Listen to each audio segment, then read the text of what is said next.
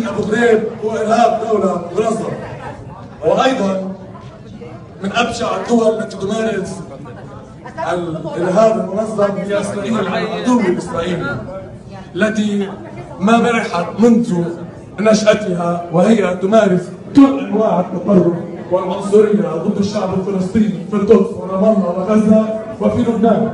ونحن في لبنان انتصرنا عليها وعلى اسرائيل بوحدتنا رغم اختلافنا فيما بيننا.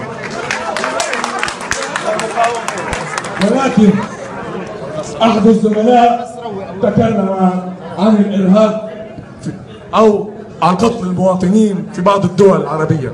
انا اريد ان اقارن، ولن تعجبكم المقارنه، ولكن اسمعوني لان هذا رايي واحترم رايكم ويجب ان تحترموا رايي.